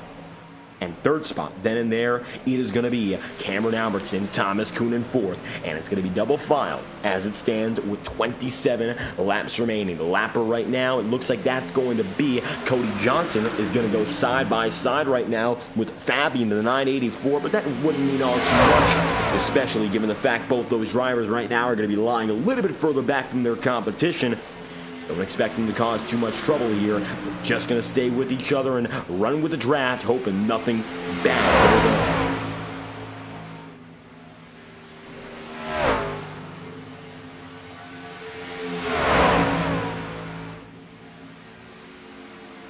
.26 laps remaining and counting. Looks like another battle going to be progressing right now with Jake Handlevick and Rodney Roberts. These two drivers have been with each other for quite a while, and two truck tandems, we don't see them all too often, but right now we're seeing one in Jake Handlevick and Rodney Roberts alike. A few of these drivers who are outside the lead pack, they've been able to stick with each other, and right now when it comes to Roberts and, of course, the driver he's working with in Handlevick, he has been a bit quicker recently than both Chris Mullins and Andrew Fabian, so they might be able to make some gains and perhaps take some positions. But right now, side by side all over again, Zach Saunders for the race lead, and now that number 99 has got himself just ahead of Landon Hendershot. Landon goes down low, and Thomas Coonan stays right up top.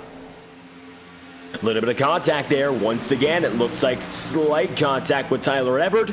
Nothing detrimental, but these drivers have been laying into each other ever so slightly.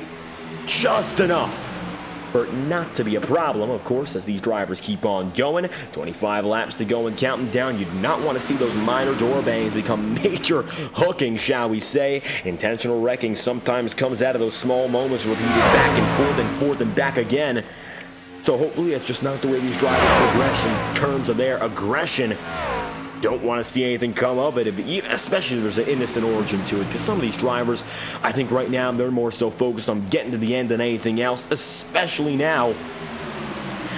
anticipate to maybe more so see that aggressive racing with about 10 laps to go, but we've still got ourselves more than 20 laps to go and nearly 25 laps to go. So don't expect these drivers to really give all they've got until that point, as we're coming around with what will be 23 laps to go this time by. Lap number 78 going to be on its way, and the laps are ticking down here. The field has gotten through all of its mandatory pit stops on the day. The two-stop strategy is out of the way. Oh, we got one turn, two turn. Yellow flag's going to fly. We got one in the air, and it's going to be a barrel roll for the number 17 of Shannon Milliken. Lappers and leaders collide, and the caution is out. Take a look at this. We're going to look at it one more time. And from an overhead perspective, Shannon Milliken going to end up getting the worst of it. And this is what happens here. Looks like Tyler Ebert going to be right there behind. The number 96 is with the 17. Oh, Milliken starts this one and ends up on his roof. Flips once over, and it's going to be a full 360, a barrel roll. And I think Milliken, he ends up making contact with Cody Johnson, which gets in there to Thomas Coonan. And that's going to take out multiple of your leader contenders. Rodney Roberts barely going to get through this. Will be a saving grace for him and company. Yellow flag is out with 22 laps to go. And now pit road looks to be empty for the most part. And the leaders are coming by yet again. 99 of Zach Saunders right there. And the call for Saunders. He's just going to get right behind the iRacing pace car, and that will be that.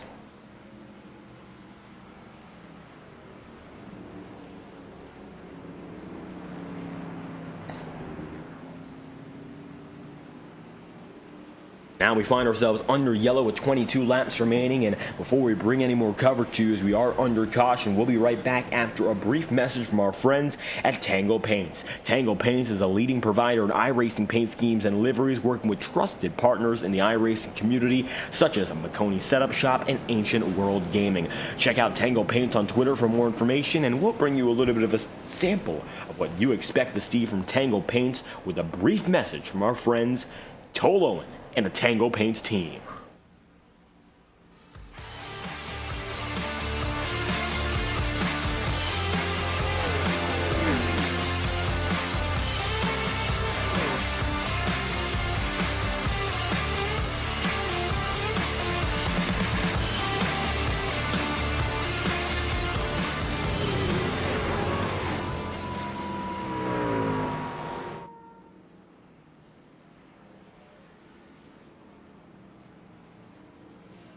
And with 21 laps to go, it is going to be Landon Hendershot. Finds himself the leader. We've gotten ourselves down to the home stretch. It's your second caution of the day here. 80 laps in out of 100 here. And the long haul is going to bring us down to a short stint. 20-some laps to go at Daytona. That can come through in a flash. But it all depends, again, on the drivers that you got working with you. And I think right now this is a trustworthy group, of course. But it all depends whether or not these drivers want to make it work, and if they're going to become aggressive quickly, or are they going to be a little more conservative once again. That all came about because the lappers got involved, admittedly, and it was a lapper who started that, and Shannon Milliken making that contact and then getting that chain reaction on the way. As it stands, 21 laps to go. These drivers have made their way through, and Henderson is the leader. Andrew Fabian going to find himself in second, and Chris Mullen's going to be third. And for the drivers who were dominating early on, well, Thomas Kuhn's gotten back with us here. Got a slightly misshapen front end. I don't know if that's going to be detrimental. I don't believe it will be. Tyler Ebert and Cody Johnson are also going through with some scuffs on them, but they got lucky and not really come out with much else. See there? Shannon Milliken's not going to be on your screen until now, and Milliken is destroyed. Same goes for Joey Kuba. I believe that's both of their races, and Thomas Coonan will be given an end-of-line penalty, so he's going to be getting himself into the back of the field. 21 laps to go, counting down to 20 here. We'll go back green with only 19 laps remaining.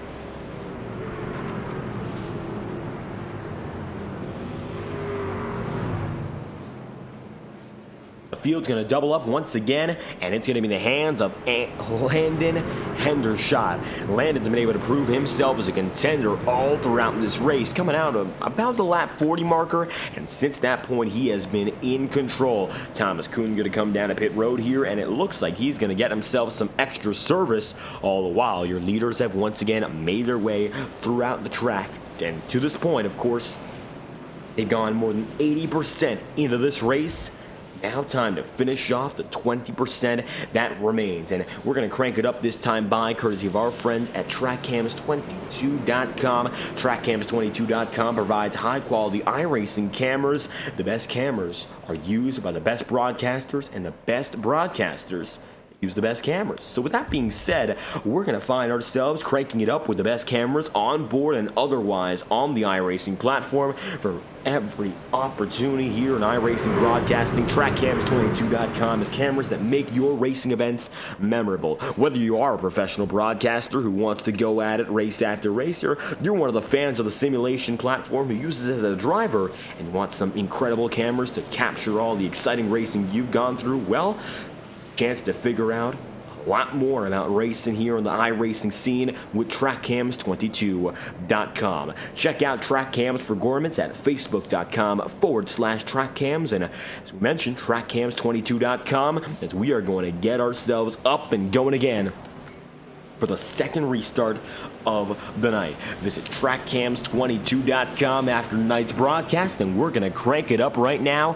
with the best cameras in the iRacing platform. It's going to be Hendershot down low, and right up high, it's going to be Andrew Fabian. The front row is ready to go at it once again. Let's make it happen for 19 more laps. It's going to be an exciting sprint from here on out, so here we have it. Green flag's going to fly with the number 21 in control. Let's crank it up with 19 laps to go at Daytona.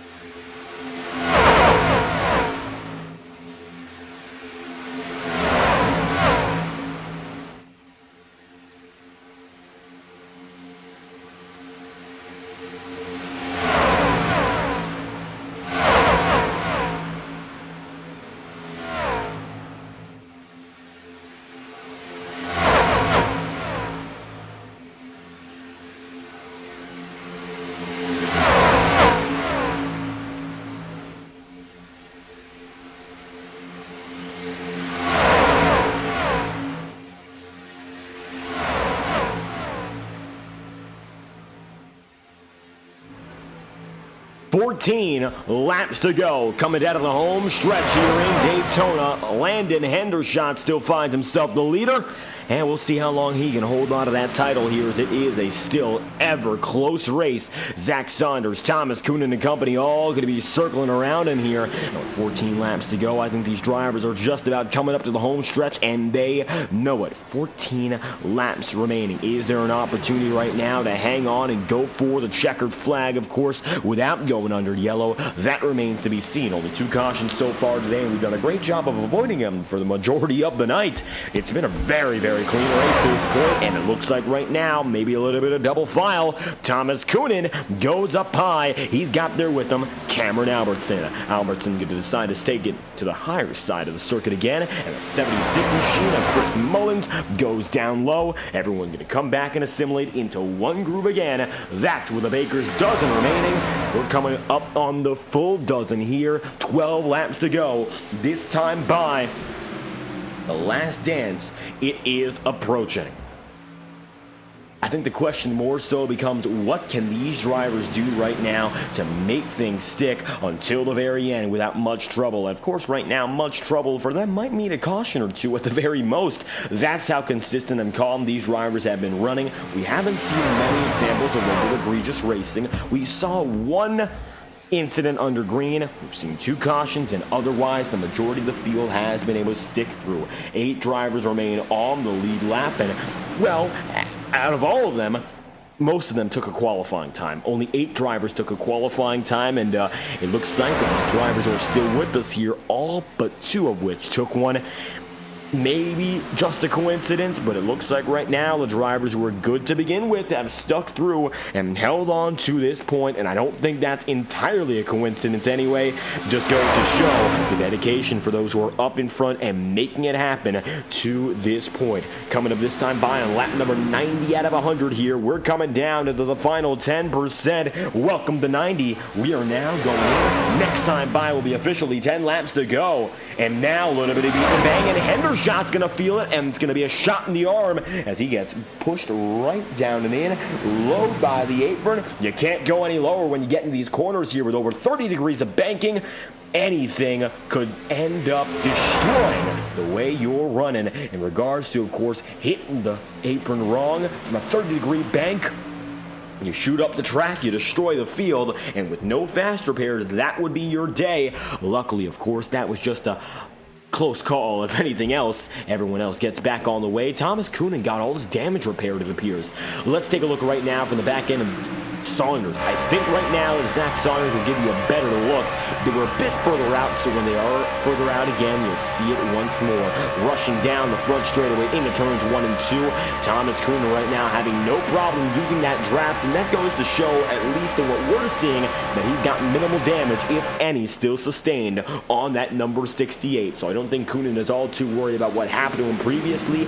It's all about the now, focusing on what is happening in the present as drivers are running down and in. Looking down to the bottom side, and here comes the Fanatec number 99, pushing it low on Landon Hendershot. Landon now going to be blocked for the lead. And the 29, you have to lie back a little bit more, just waiting for the next chance, which will come this time by single digits. From here on out, make it 9 laps to go. And there you have it. Now it's going to be time again. 9 laps remaining. Single file racing, maybe no longer. We've seen a few drivers push it double file for just a little bit of time, but it hasn't been anything serious just yet. Aggression levels have been steadily climbing all throughout this run. Starting to see drivers take it more consistently 2 by 2. Now Hendershot going to be side by side with Thomas Coonan. Coonan has been steadily going up and down throughout this day, fluctuating from the highest spots to the lowest, and now he finds himself in 3rd. The man who started in 1st is looking to finish this one in 1st and make it 2 consecutive Friday night wins on FTN. He won the Charlotte recruitment race and was able to do so in dramatic fashion, and now maybe trying to replicate that success with 8 laps to go. It's now going to be Coonan in fourth, running right behind Cameron Albertson, and I believe he's going to have to slot right back in if he wants realistically any chance to go for this. Well, he's going to have to go diving deep. 99 machine of Zach Saunders right there, though, and Saunders is going to push him right back out, and it looks like now the outside groove is going to come alive once again. Saunders going to give that shove and push the 68 of Coonan back in the limelight. He's going to be side by side right there with Fabian, and it looks like as they come off the final corner again, it's going to be neck and neck for second, and it's going to be Hendershot's race lead. Nobody taking that away from him, at least for now. 8 laps to go, coming to 7 this time by.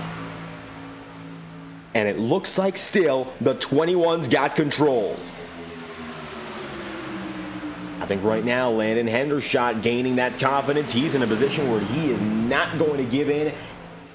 And if he does, it will not be easy. It's going to be a fight to take this number 21 off of the top spot with 7 laps to go. And right now it looks like Thomas Coonan's going to be the first man to try to put that fight down. Here comes the 68, working high. He's got right there with him the 99 machine, and that's going to be the hard charge in Zach Saunders. Saunders a little bit more up and down in recent laps, but he just has to pull himself together for one good lap, and that could put both he and Coonan up in first and second respectively, if of course that's the goal. 6 laps remaining this time by. Now they're coming up on a lap machine, and that will be, it looks to be Cody Johnson no longer. It's going to be another lapper, and that is Trayvon Snyder. Snyder right now looking for an 11th place finish, despite the fact he was down at pit road early in the race, and now he's back on the way, and he might now be able to finish in 11th if all goes well. Maybe an opportunity for a top 10 if he just putters around the track for the rest of the night. Now that number 74 machine is being caught up to rapidly, because take a look now through 3 and 4. Now the lapper in the 74's got to get out of the way and quick. Hendershot's coming up, and he's got his brigade of drivers in the lead pack coming there with. It's still a total right now of about 8 drivers hanging in there in the lead tow. And now it looks like Trayvon up high. What's he going to do? Nothing. They'll get by him quickly, no problem there, and the lapper is going to be put to rest. He's in the wall, and he's in the wall on his own, so Trayvon Snyder not going to impact anyone else. And as such, Landon Hendershot makes it through unscathed, and so does the rest of the field that's following him immediately thereafter.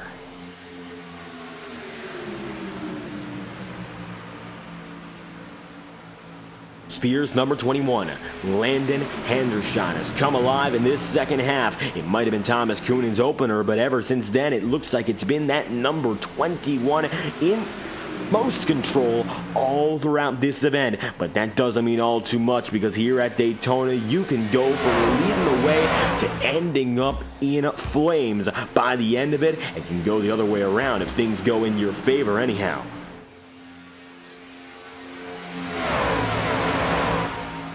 There you can see Landon Hendershot and Andrew Fabian first and second respectively. It looks like Fabian right now going to be putting the bumper right to him. It's going to be some contact and some pushing down the main straightaway. You can't really make all too much contact in the corners, though. These are some light trucks, and any contact there might end up hooking you. It might end up spinning you. You can't afford it. And with 3 laps to go, it looks like now the number 21 is going to be let loose, and he will let go through 4 and take the race lead.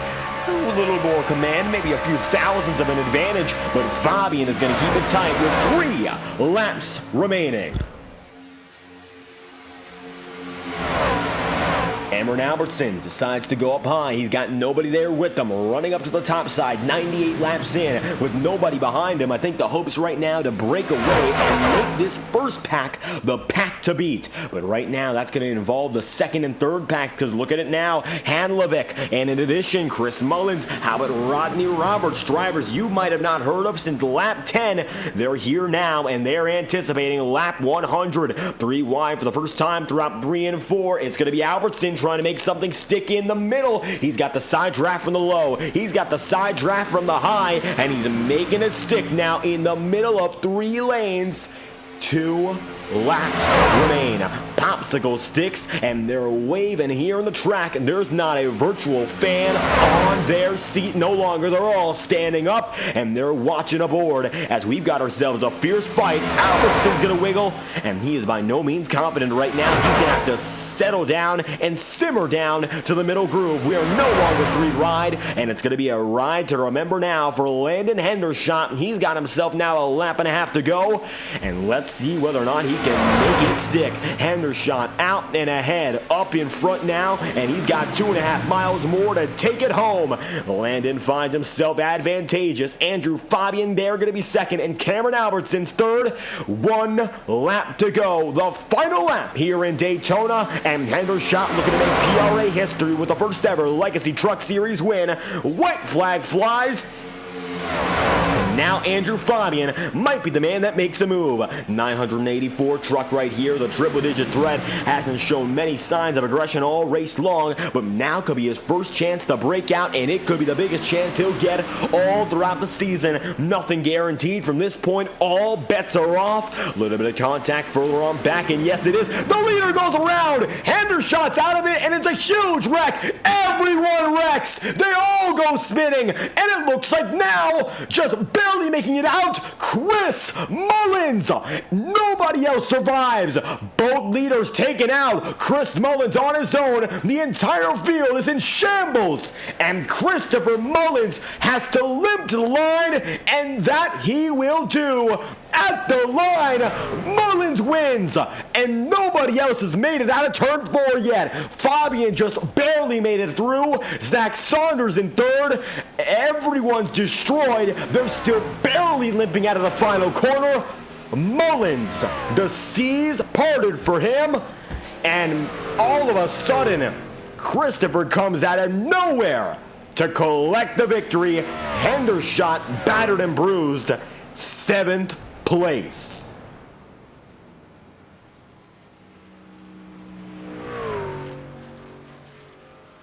Can you believe it? Everyone in the field got involved in that one. And Mullins at this point was the only driver making it through. Pull that tape back and you'll see how this starts, and you'll see it from Chris Mullins' perspective. Your race winner, this is how he did it. Slow motion. Coonan into Hendershot and then Rodney Roberts. Perfect slowdown there. So he's going to first avoid the initial wreck, and then the number 15 just barely gets out of his way. Everyone in the field except for Mullins wrecked. That's all he had to do. He had to avoid it. And he did so perfectly. And it was a dump from this point onward. Andrew Fabian barely gets away in the grass. Thomas Coonan limping can hardly get his truck together. You see there, Jake Hanlovic. No, everyone was involved in that one. Chris Mullins, the only driver to get out unscathed. Fantastic there for the number 76. Mullins, and like any other driver. And he's going to park it just like that. Only one driver survives tonight, and Chris Mullins does the unthinkable at Daytona. He pulls a gap in the last lap, a gap of 11.5 seconds. He's going to win over Andrew Fabian there in the runner-up spot. Third place is then going to go to Zach Saunders, and fourth is going to be occupied then by Jake Hanlovic. Fifth place is going to be then Thomas Coonan, Rodney Roberts sixth, and Landon Hendershot is seventh, with Cameron Albertson eighth, ninth to Cody Johnston, and then Tyler Ebert is in 10th. 11 places then going to be going to the driver of the number 74. That's going to be Trayvon Snyder, a driver who admittedly had some struggles today, pulling back for an 11th place run. Honestly, a huge recovery run for him. And then Shannon Milliken going to be there in 12th. That's going to be 13th, Joey Kuba, Chucky Walden in 14th, and Brian Whitcomb 15th and last. How about that for Chris Mullins winning today and coming home on the top of the board? Let's hear from all your top three. And first, of course, Chris Mullins, if he's available with us. And I don't quite see him just yet, but we got to hear now from the number 76 that somehow made it happen.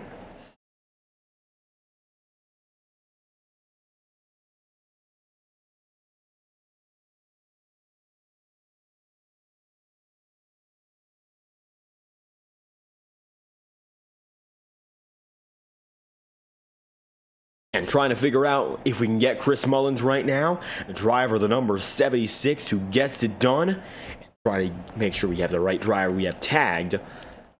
Mullins. Unbelievable finish there. Trying to get this number 76 in from a low of 12th today. The biggest mover by a long shot. 12th to first. And we mentioned qualifying, maybe not meaning all too much today for some drivers who got out of the loop, and tonight Mullins is the driver who's the luckiest of them all, parting the seas and coming home winning. Perhaps nobody expecting the way this one would finish, and you pulled a gap of 11 seconds on the final lap. Everyone else wrecks, you survive, and on that token, you win. Chris Mullins, how do you feel about that one? Mixed emotions, honestly. I mean, it's always nice to bring home a win, but I made a couple of mistakes myself. I got a little close to one guy and took a buddy of ours out in the mix with that. Had a bad run, green flag pit stop. That put me back, and I tried to sit real cautious and just wait and hope that there was another caution, but also hope that there wasn't. I hate to take it home this way, but a win's a win. Sometimes you got to take risk, and that's just what happened there. Well, it looks like, yep, taking the risk tonight was everything in regards to that final run, so that's exactly how it played out. We got to ask, though, the entire race, a bit of a silent truck this number 76 was, lying back, starting in 12th, so not a front runner to begin with. What did it take to keep you up there in the lead pack as the going got rough? It was a lot of encouragement. We raced with a lot of really great guys here, so we put some practice in. I just was real fortunate that there was another caution that come out that allowed the pack to get back together, and I just tried to hold it tight and just see what happened. I had no plans of coming out in first. I just wanted to finish alive. And it looks like not only finishing, but coming out with that win. We saw your onboard perspective. Unbelievable. How'd you navigate that in the moment? I didn't expect to come out of it, honestly. I locked up in the beginning, and I thought that was going to be the end of it. I laid the throttle to it, and it kept moving. So I was like, I'm just going to see how far it will take it, because I did suffer a lot of damage from it. But I was just fortunate enough that my car kept rolling towards the finish line. And it looks like Knight rolling toward the finish line in first, the first ever driver to win here in the SimPulse Legacy Truck Series. And with that accolade now under your belt here, Richmond up next, and you built up already a huge advantage in regards to those bonus points. So how does it feel? The first ever win out of the way, and now putting yourself up here with an opportunity to keep on going for more. It feels really great. I hate that it went the way that it did, but that also places a whole lot of pressure on me. I'm one of the newer drivers that's in PRA. So, I mean, I come in and I was like, I want to run consistent laps, clean. And if I can come out top 10, that's great. Now I feel like there's a lot of pressure on me, but that's okay. I just put in a lot of practice, and we'll see what happens in Richmond. And just like that, moving on to what's next in Richmond, but with a fantastic finish, the only driver to make it out alive, Chris Mullins. If you have any final shout-outs you'd like to make, the floor is yours. I just want to thank everybody at PRA. They've been real patient, and they've been willing to work with us and put in practice and give us pointers on everything. Give a shout out to Empire Roofing too. It's also the logo. It's on my truck. Everybody's over there. It's a great company, but the individuals that work for them are absolutely amazing. Real good friends of mine. Just like that, Chris Mullins, what a race it was to kick off this season and start your campaign here in the Truck Series, a winner above all else in Daytona. Thank you for your time. Thank you very much. I appreciate it. And Chris Mullins going to be on the move. Andrew Fabian, maybe not as fortunate tonight as we play back the final moments, but either way, coming out with a second place finish, maybe the most unexpected in regards to everyone else who wasn't able to make it there. It was a junkyard at the end. You had to drive through the grass to even get yourself back on the pavement through 3 and 4. But tonight, Andrew, second place finish. With that being said, I'm sure you can't be too upset with it.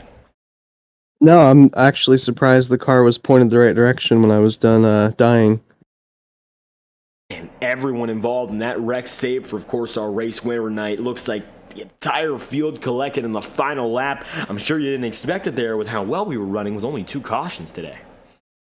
No, it came out of nowhere. I was very surprised it even happened. I didn't even know it happened, honestly. I got lucky, honestly. It was crazy. And getting that luck, of course, in the right moment. But in all honesty, what a clean race it was here at Daytona for 250 miles of racing. We only saw 2 cautions to interrupt the action.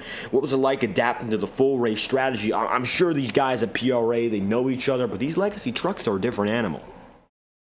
They are. I mean, they're very similar to the regular trucks, but I had some friends out there for sure. But it was rough. I didn't have the draft coming out of the green flag pit stop, and I thought I was done. So I was just kind of driving with one hand, chilling out. Then the yellow came out again, and I got back in it. So And making it happen, getting there in the right moment. Yellow flag puts you back in the picture, and as such, Andrew, podium finish to kick off your campaign here in the Legacy Truck Series, the first ever race, so you're part of the first ever podium, and Richmond's up next, a completely different style of track, and I'm not quite sure how confident you were here coming to a restrictor plate track, but Richmond, back to more traditional style of oval racing. How do you feel heading down to a short track after this? I'm not a big oval person. I mostly drive road, so we'll see. We'll see. That we will see. Richmond going to be coming up on the way, but Andrew, tonight you get it done. Second place at Daytona. If you have any final shout-outs you'd like to make, we'd love to hear it. Oh yeah, I'd love to shout out Bomber's Paint Shop for the pig livery today. It was great, and I'd like to shout out our community, ISMC, International Simulation Motorsports Club. And there we have it. Andrew Fabian going to pull through in the triple-digit threat for a second-place run in Daytona. Thank you for your time. Yep, thank you.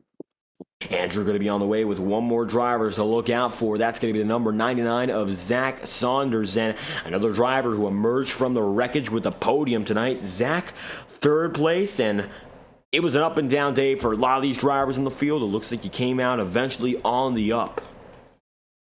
Yeah, it was kind of crazy there at the end.